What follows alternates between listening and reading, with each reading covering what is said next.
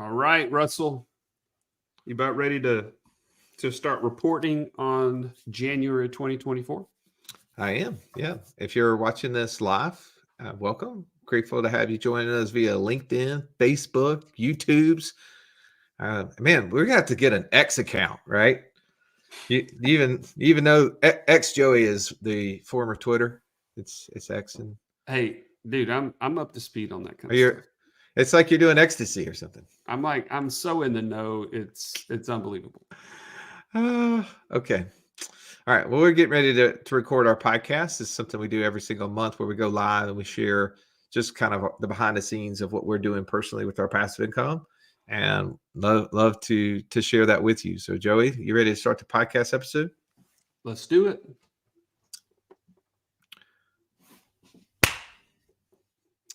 In this episode, we're going to break down for you 14 different passive income ideas that we've used to make over $34,000 in the month of January. And we're going to tell you all the little secrets behind it.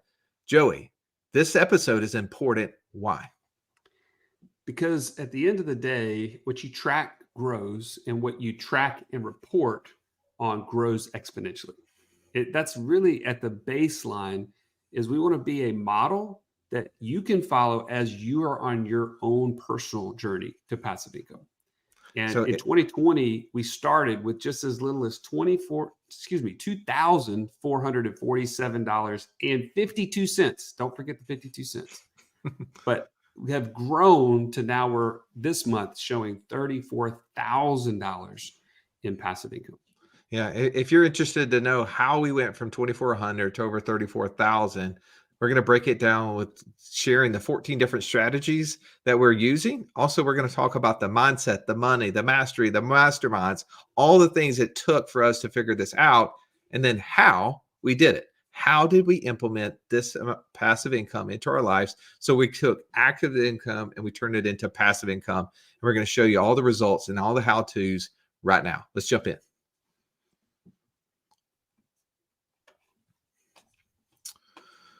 All right, good stuff. Good stuff.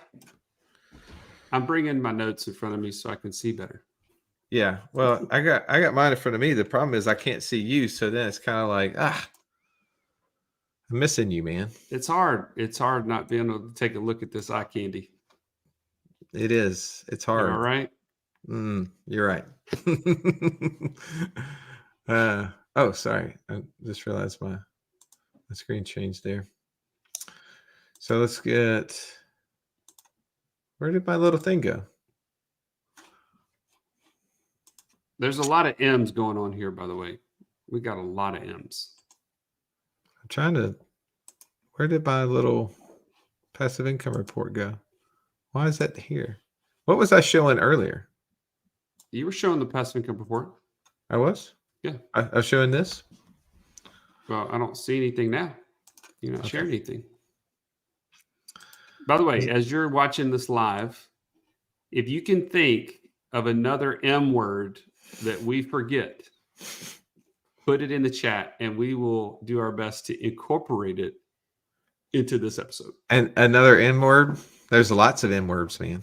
You mean N words that would make sense? I mean, let's be real. Come on. This is what I deal with every single day. Every single day. Just communication at its best. Okay. You ready to go? My man, let's go.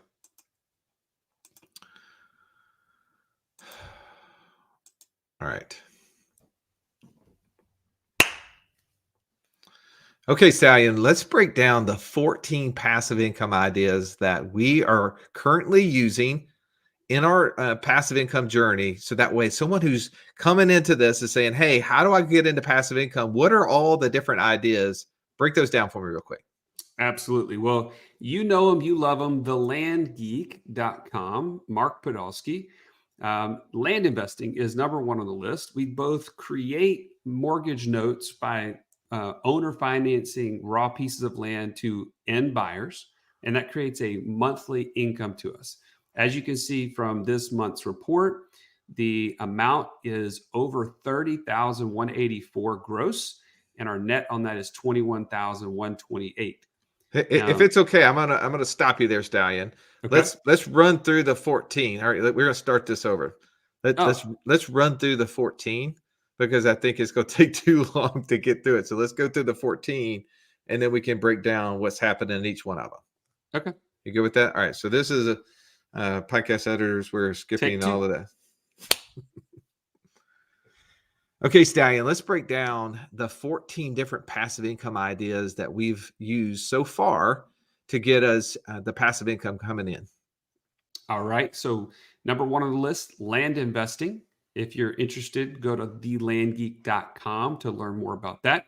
Short term rentals, Bitcoin mining, syndications. And we have them in all shapes and sizes. We can get into that in just a minute. Long term rentals, this is just a single family condo, courses, affiliate marketing, e commerce, an ice machine, YouTube, or some people would say ad revenue, Turo, RV rentals, a content website, and private lending. Woo, man, there's a lot of different ways. And is this the end? Is there like any more ideas out there? Somebody's listening that says there's 14 different passive income ideas that you guys are implementing. How many more are there? Oh my gosh, it's endless. I mean, we're literally talking to somebody today that didn't make the cut. I mean, but it was still a great idea, right? You and I were still like, man, this is a good idea. It just doesn't give us cash flow immediately. And I think there's lessons we can talk about with that. But the thing you left out, Russ, is that these are 14 ideas, but they've created 21 different streams of income for us. That's right. Like, so just once you figure out maybe one of these, you can actually kind of spider off and create multiple streams from one idea. And, that's a whole nother episode, but, just don't leave that part out. No, I think that's a great point. I think here's the key is that whenever we're trying to break down these 14 different strategies, and it would take us a lot longer than we have for this podcast episode for you. But I want you to know that like each one of these strategies comes with very specific criteria, right? You need to have a specific mindset, or we like to refer to it as your investor DNA that helps with the motivation of what you're doing. Right. When we get aligned with the things that we're investing in, it actually connects with who we are. We'll be way more motivated to put way more money into the deal because that's really the second point, right? How much money does it take to put into each one of these strategies? And sometimes it's a little money up front, and then there's kind of like chipping in. Really, that's more like your 100 unicorn strategy, Joey, because it never pays out. So you have to keep putting in to keep the bank account from having insufficient funds. The third thing in there is that sometimes we need some level of mastery, right? We need to understand the mechanics behind the deal. You have to have the moxie, if you will. If we're staying with this M process here, is that we need to understand, we need to have some level of understanding about the deal. And the more understanding we have, maybe the more money we can make. And when we don't have that, we need to be surrounded by other people. And one of the ways that we do that is through masterminds, right? We're able to get in rooms with people who have the skill sets and the capabilities that we don't possess. We can hear their ideas. So like today, it was just Joey and I listening to this one deal.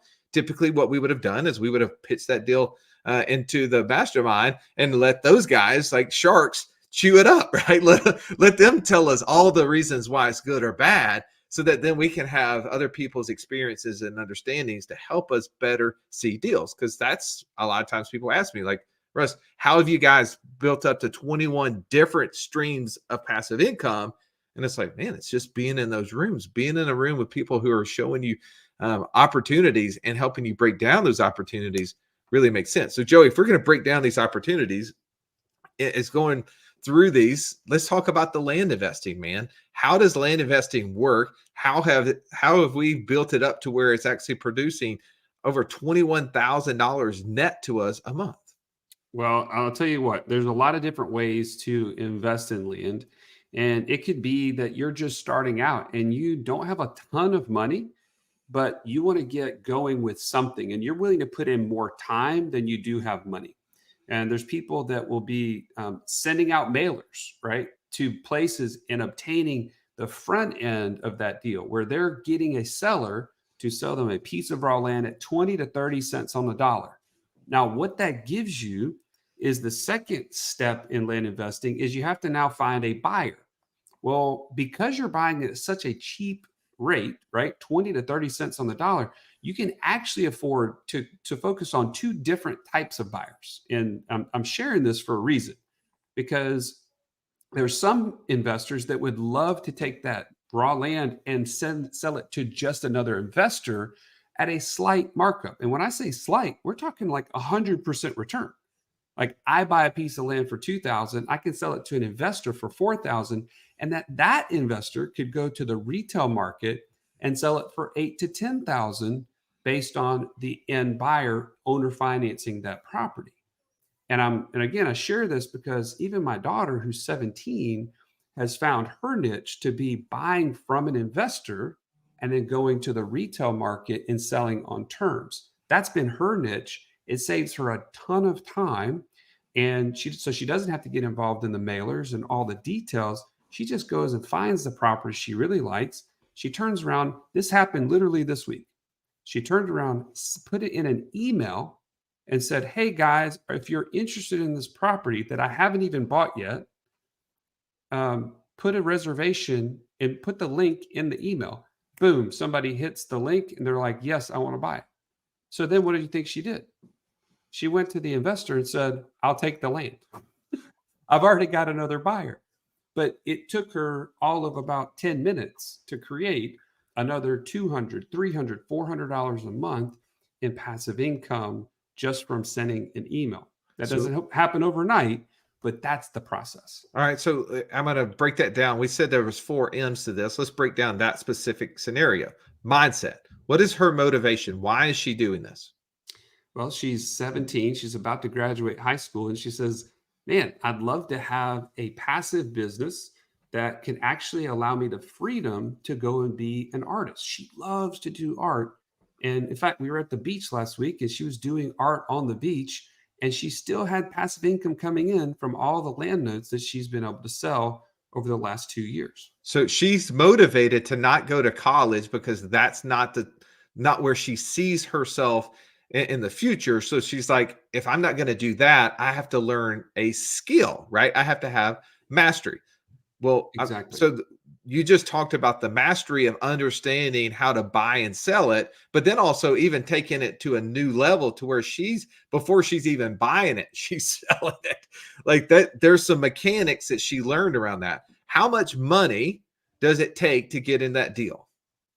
Well, it does depend, because there's some cases where people are buying with cash. And so let's say you want to get in and you want to buy 5 pieces of property. There are properties as low as $300 to $500 that you can buy. And then there are properties that are in the 10 to 20,000 and above realm. So it kind of depends on what your target is and what your end goal is. In her case, she's in high school. She doesn't have a ton of money, but we were able to borrow against her life insurance policy that started 6, 7 years ago. And she was able to use that money to do it. I would say all in, she's probably had to have less than $10,000 invested, and it's created over $1,500 a month in passive income. And by the way, if you're not watching as you're driving down the road, Joey and I up to this point have put up $400,000 in a land flipping business, and currently it's producing $30,000 gross, $21,000 a month. So if you're doing the math at home, that's pretty good return, right? You take 21,000 times 12, Stallion, that equals 252,000. Yep. And if you wanted to say what's the return on cash there, you just divide that into your 400. And so now you got a 63% return on investment that's happening annually because those notes are coming in every single month and we're just reoccurring because we're taking that revenue and rolling it. It's not a bad strategy. So you're trying to figure out, okay, the mindset, what's the motivation to do this? How much money does it take to get into the deal? And then what do I need to know? How do I learn this? And for some people, they go and they do courses, right? They have to learn how to do this by learning what other people do. Some people get in masterminds like you and I did. We got in a mastermind with the guy who has already built all of this. And then we started investing through him. That kind of leads us into another strategy, right? When we talk about syndications. Syndications is a place where somebody has maybe taken an investment and they've parsed it out in a way that you and me can invest in that deal without having to be involved. Super passive in that regard, right? Exactly. And we're looking on our list here of 21 different strategies in which you can build passive income. And we have multiple that are in the syndication space, right? Out of the 14 different ideas, we have 6 or 7 of the different streams of income that are either current or about to happen are in the syndication space. How did we choose? Like, what was going through those M's? How did we choose? Like, why was that important for that? And talk about how much we had to invest, and what sort of mastery does it take for that? Well, I'm going to refer at the beginning of your question as to why a lot of what we had to do is we had to define a buy box, right? What is it that we are looking for to create? And one of those main things is, man, we need to see some cash flow pretty soon, right? Less than 6 months is ideal. Up to 12 months, yeah, we're going to probably, ask some more questions, but roughly within 6 months, we want to start seeing some cash flow. And then a lot of it, I'm going to go back to your point on the mastermind. If you want to vastly decrease the time it takes to become the investor that you know you want to become, a mastermind, we're trying to throw out as many M's as possible in today's episode. So we put 2 in the same word, right? Like that's pretty strong. But a mastermind is literally taking the full experience of the room and applying it to one deal and hearing all of the insights. Because we don't just say, hey, is this a good deal or bad deal? It's why is this good or bad for you? So, And so to give someone it's an insight huge. to that, so let's just talk about, on this list as far as syndications, we've invested in ATMs, we've invested in a Bitcoin mining fund, we're in a note fund, we invested in self storage, mobile home parks, multifamily, oil and gas. Right? I'm sure I'm missing something on this list that I'm not seeing here. Um, Take one of those deals and talk about what it would sound like in a mastermind. Like, how do I get other insights? Okay, so for instance, let's just use one of these recent ones that we just invested in. Okay, the mobile home park. This is with Cultivate Collective. Bryce Robertson is a member of our mastermind and somebody that we've known now for several years, and that's something that's critical. How long have you known this person? How long have you known the people around that person? How many people do you know that have invested with that person? And what's their track record? These are things that you gather in a very short amount of time in a mastermind. But let's just take that for instance, a mobile home park. What do you like about it, Russ? Let's just tell me on a scale of 1 to 10. What do you think is valuable about us investing in a mobile home park? What I like about the mobile home park space is that it tends to be at the bottom of the list, meaning like somebody who's in a luxury home loses their job, moves into a lower level home. A person who's in a lower level home who loses their job moves into an apartment. Person who's in an apartment who loses their job, they move into a mobile home park, right? And then that person moves into self storage, and that person moves to the street. So, like, I'm trying to get to the lowest level. I think, like it's fall, fall, fall, fall, fall. And there's multiple levels. So what do I like about it is in bad markets, sometimes they say that these are recession resistant or whatever. It's ultimately because there's always someone to come to it. There's people above it who might fall into that level. And I'm not making jokes there. Like my mother, and whenever she had to go back to college, when her and my father divorced, and she's a single mom making no money, needed to go to college to get her degree and had 1 year left. She moved into a mobile home park with my sister and I, right? And like we lived in a trailer for a year. Yeah, I'm in Alabama. That's more common than not. But yeah, so I get it. Like, she was on food stamps, man. Like I get it. Like that was the place where we fell down, house, apartment, mobile home park, just like that.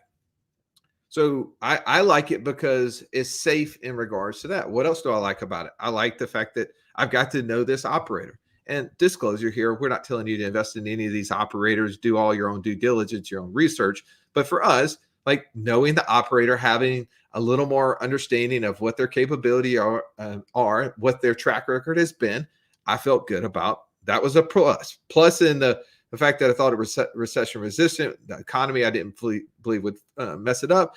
I like the operator in the deal. And what else did I like? I like that it cash flows quickly. Exactly. Those are all pros in my book. So when I put this on the list, I'm gonna say this is a 9 or 10. It's not super sexy, right? Like you're not gonna go. I'm not going to take the kids by whatever the mobile home park is to say, hey, by the way, there's where we are. You probably don't want to do that because there's maybe some stuff there I don't want them to see. But outside of that, I think it's a lot of pros in it. Well, and I'll add this: in this particular deal, just so you know, there was 3 different sites, all within the same metro area of South Carolina, that we got to invest in all at the same time.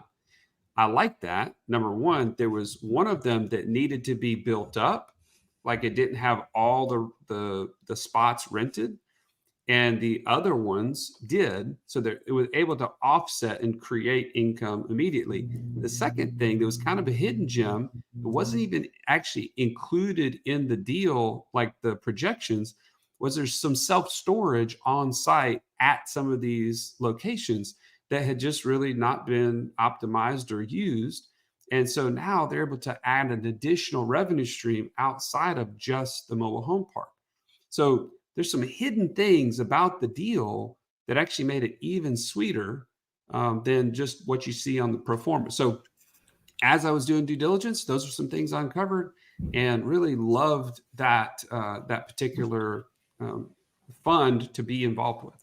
But here's what I love about a mastermind. It also allows you to have somebody else to say, man, that is a 1 out of 10 on my book.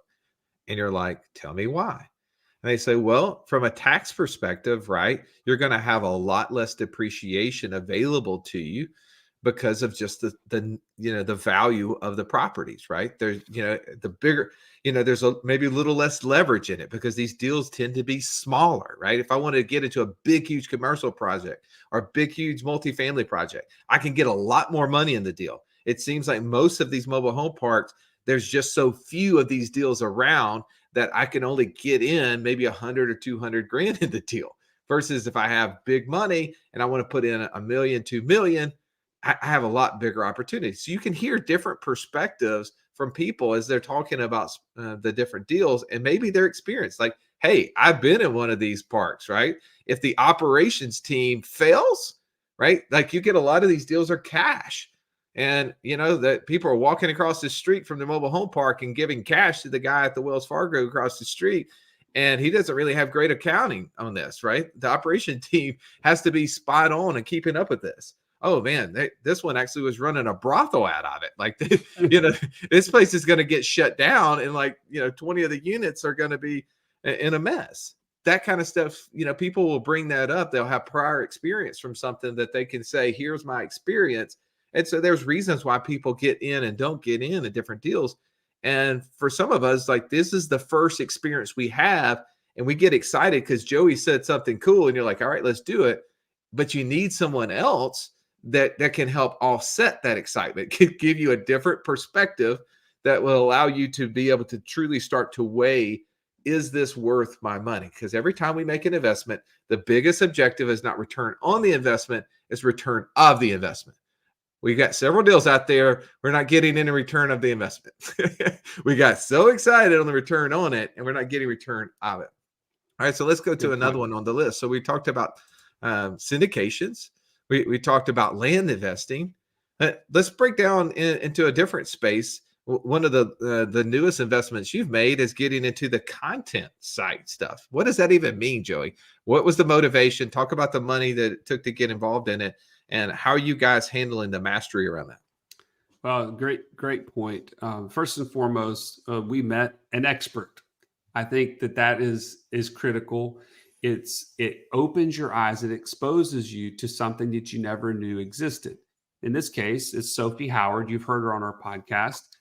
She's got an online course that I highly recommend that Russ and I and our daughters all went through, called Freedom Navigator. We'll link up in the show notes a place for you to go to get access to that. Actually, it's wealthwithoutwallstreet.com/freedom navigator. And man, what a great course to teach you how to buy a content website. We're talking about blogs, newsletters, things of this nature that actually create affiliate links that people buy products and then you get paid on. Well, as we were going through different things with our daughters, as you know, we have older daughters. They're interested in this, but they all have a different way that they see the world. God has made them uniquely in a specific way.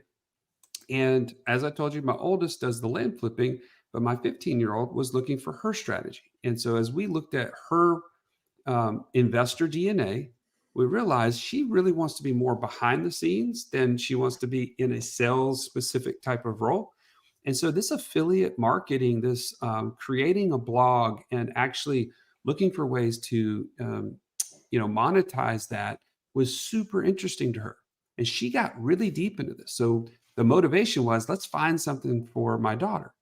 Well, the money in it, we went to her life insurance policy. Shocker, that's the place where we invest from, right? And we said, hey, you know what? There's like 20 grand in this policy. Why don't we use that as our budget for a site that we want to buy? And so she started looking, and through the course, she determined, hey, these are some top 10 type of blogs that I'd be interested in. One is earthlygo.com, which we just were able to purchase for $16,000. And in that, it creates over almost like $2,000 a month in affiliate commissions. And yeah, I mean, it's shocking. It is already producing that kind of money.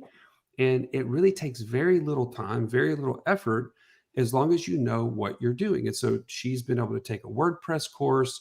She's been able to go through the online Freedom Navigator course. And through that, she now has an asset that will continue to produce for her. And she'll be able to add, she's already talking about how she wants to change the colors and she wants to make it prettier and she wants to add beauty products to the website. It's super exciting. But at the end of the day, it's the motivation and the money, it really has turned out to be a great place for her to be a part of this. So as we're wrapping this episode up, right, there's lots and lots of different ideas. We're sharing with you 14 passive income ideas today. On our list, we have 21 different places in which we've invested over the last 4 years that are starting to produce passive income. Some of them, if you're looking on it live at the bottom, you see, man, we've made a lot of investment over the last year. We've put in $550,000 almost in the last 2.5 months into this. So it was an effort. If you remember, we said last month on our episode, our goal this year was to grow our passive income 25%. Well, we're putting our money where our mouth is. In order to create passive income, right, you have to either get active, right, where you start to make more money so then you can get involved in the business, learn a business, then start creating passive income, or you have to take active income and turn it into passive income. And so we're taking assets that we have and are investing those assets into to create passive income streams this year so we can keep increasing this. If you're following along at home, some of you wanted to know, hey, what was the results of this? Well, up and through the end of last year, before we had made those last investments, we had invested a little over 1.1 million, and all of last year we created $569,000 in passive income for last year alone. So what's the math on that? It's like 48% return on our investment, right? This year now with these new investments, we're up to almost 1.8 million in investments, and we're looking to see how high can we grow this passive income. We show this just to give you a path, just to show you what's possible, right? None of these ideas that we're doing means that you should do them. It means that you should learn who you are as an investor. It means you should learn the different opportunities. It means you need to get in the right rooms with people to have access to this sort of stuff, to have the knowledge base that other people have, because maybe you don't possess it. You got to get the reps. The reps are what's going to give you the success opportunities around this. So Stallion, thank you for being open, sharing this with the group. Thank you for listening to this episode. If you found value, please share it with somebody else. It also just post this on social media. Like, this is the kind of stuff when you're like, man, this is what I'm really excited about learning more about. Just screenshot it for us and post it and tag us on social media so we know that you want us to create more content just like this. Have an amazing day.